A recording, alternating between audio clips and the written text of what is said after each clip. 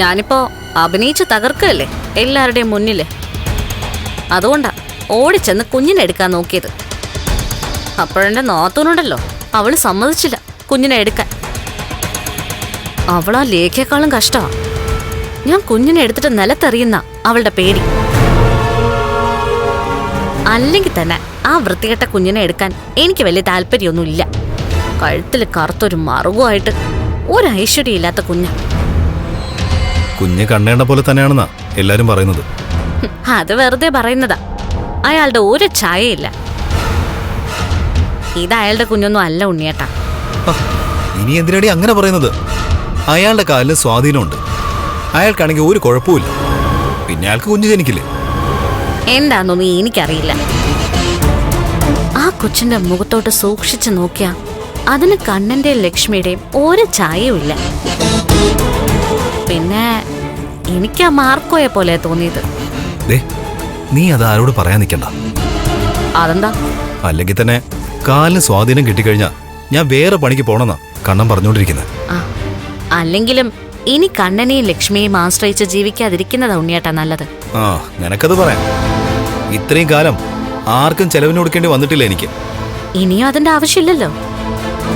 എനിക്കും നമുക്ക് ജനിക്കാൻ പോകുന്ന കുഞ്ഞിനും മാത്രം ഉണ്ണിയേട്ടൻ ചെലവിന് തന്നാ മതിയല്ലോ. അതാണല്ലോ ഏറ്റവും വലിയ ചെലവ്. ഇവിടെ ആണെങ്കിലേ അമ്മ അടുക്കളയിൽ എന്തെങ്കിലുമൊക്കെ ഉണ്ടാക്കും. അതുപോരുന്ന് കഴിച്ചാൽ മതി. നീയുമായിട്ട് എനിക്ക് എവിടെയെങ്കിലും മാറി താമസിക്കേണ്ടി വന്നാ ഏത് നേരവും പുറത്തുനിന്നായിരിക്കുമല്ലോ ഫുഡ്. അപ്പൊ കയ്യിലെ കാശും തീരും, വയറും കേടാവും. അതിനപ്പുറം ഒരു ഗുണവും ഇല്ല. സത്യം പറയാലോ, ഉണ്ണിയേട്ടനെ പോലൊരു ഭർത്താവിനെ ശത്രുക്കൾക്ക് പോലും കിട്ടരുത്. തിരിച്ചു അത് തന്നെ എനിക്ക് പറയാനുള്ളത്. ദൂരത്തിന്റെ പര്യായമായ എന്റെ ഭാര്യയെ പോലുള്ള ഒരു പെണ്ണിനെ ആർക്കും ഭാര്യയായിട്ട് കിട്ടരുത്. എന്റെ സ്ഥിതി ഇപ്പൊ വളരെ മോശമാ. അതുകൊണ്ട് ഞാനിതിന് മറുപടി പറയുന്നില്ല. നീ പറയാനുള്ളതൊക്കെ പറഞ്ഞോ. എന്നാലും എന്റെ അഭിപ്രായം ഞാൻ മാറ്റി പറയാൻ പോകുന്നില്ല. നിന്റെ അച്ഛൻ ആർഭാടായിട്ട് നിന്റെ കല്യാണം നടത്തി. അന്ന് മുതൽ നീ എന്റെ തലയിലായി. ഇപ്പതേ അയാൾ കുറച്ച് ദിവസം കൂടി കഴിഞ്ഞാൽ മാന്യമായിട്ട് ജയിലിലേക്ക് പോകും. പിന്നെ വേറൊരാളുണ്ട് നിന്റെ വീട്ടില്. ഏത് നേരവും മുകളിലോട്ട് പോകാനായിട്ട് ടിക്കറ്റ് എടുത്തിരിക്കുന്ന ഒരു കിളവി. അതുകൂടി കഴിഞ്ഞാൽ പിന്നെ പരാതി പറയാൻ പോലും ആരുമില്ല. ഇതുകൊണ്ടാ കുഞ്ഞിനെ കളയണമെന്ന് ഞാൻ എന്റെ അച്ഛനോടും മുത്തശ്ശിയോടും പറഞ്ഞത്. അതൊക്കെ നിന്റെ ഇഷ്ടം.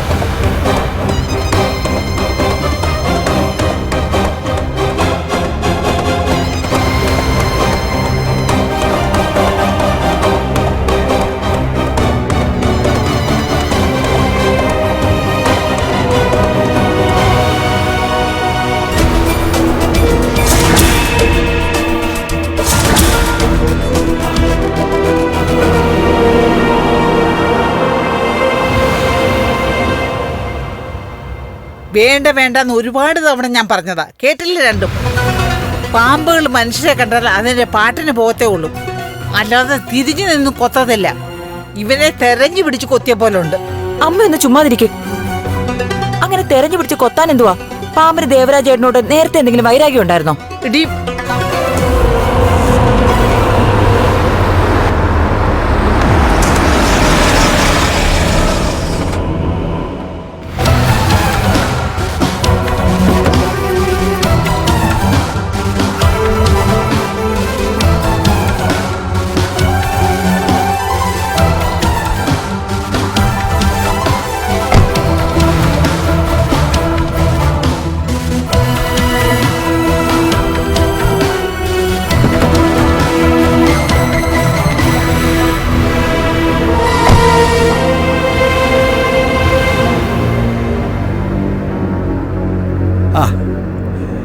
ഞാൻ ഹോസ്പിറ്റലിൽ പോയിട്ടാ വരുന്നേ. ദേവരാജന്റെ അനിയനുണ്ടല്ലോ, അതിനതിൽ കുറച്ച് പൈസ കൊടുത്തിട്ടാ വരുന്നേ. തൽക്കാലം 1-2 ആവശ്യങ്ങൾക്കൊക്കെ അത് തികയും. പിന്നെ നേരത്തെ 1 ലക്ഷം രൂപ കൊടുത്തോണ്ട് ബാങ്കുകാരെ പിടിച്ചു നിർത്താൻ പറ്റിയില്ലേ നിങ്ങളുടെ മോനെ? എന്നിട്ട് നിങ്ങൾ ചെയ്തതോ? ഞാൻ തന്ന പൊടി പാലിൽ കലർത്തിയെന്ന് എന്നോട് കള്ളം പറഞ്ഞു.